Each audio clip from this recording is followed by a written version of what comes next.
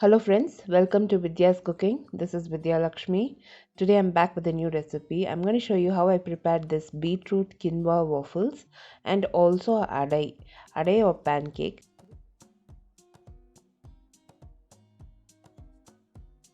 I've laid out all the ingredients required for this recipe. I'll be using quinoa, which is 125 grams I've measured and reserved. We can either use oats. I've got powdered oats here. Dry roasted mung beans. So the powdered oats, it's also 125 grams. And mung beans, half of that is mung beans I'm using.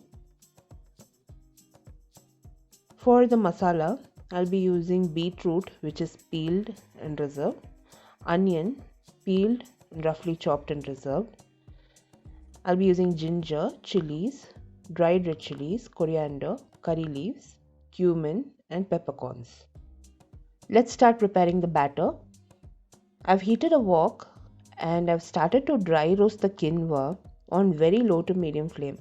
I occasionally kept stirring this and made sure the quinoa has roasted well. It should sputter and it should stop sputtering. That's when your quinoa is roasted. You can roast it till it's nice and golden in color. We normally keep preparing large batches of pongal or khichdi at home. So we dry roast the mung beans in the same manner and we reserve it. So it is easy for us to prepare the pongal or khichdi.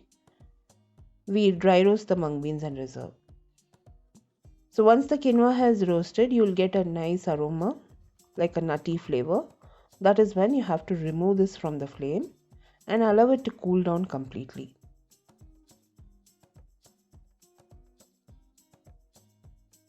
I've also dry roasted and ground the oats. It gives a good aroma and taste.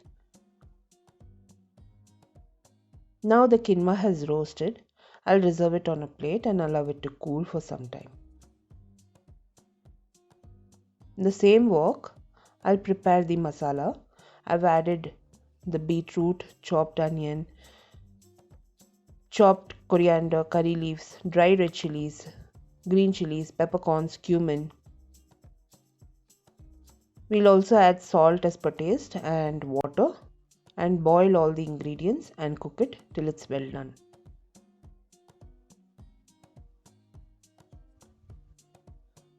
Now in the mixer jar, I've added the quinoa once it has cooled down completely. I'll also add the mung beans. We'll grind this to a powder format. Now you can see the quinoa and mung beans have dry roasted and it was ground. I've also added the oats and I've ground all the three ingredients to a very fine powder format. I'll reserve this powder. We can use this to prepare waffles or dosas as per our wish for a later use also. It's easy to store. Now in the same mixer jar, I'm going to add the cooked vegetable and grind it into a smooth paste. I've added salt as per taste and half a teaspoon of sugar. And now I'll be adding the quinoa and dal mixture that I powdered earlier. I'll grind all these ingredients together. Whatever ingredients and measurements I've used in this recipe will be listed in the description box below this video. Now while grinding my batter, I've added yogurt, baking powder and cooking soda and ground the batter into a smooth batter format. The batter is ready. You can allow it to rest for 5 minutes before preparing your waffles. I've heated the waffle maker. I'll generously apply some butter on the waffle maker. We need not do this step because my waffle maker is already non-stick, but you can apply butter for good fragrance and taste. Now that the waffle maker has heated, I'll ladle the batter. Once you ladle the batter, allow it to sit for a few seconds. That is something I found in this waffle maker.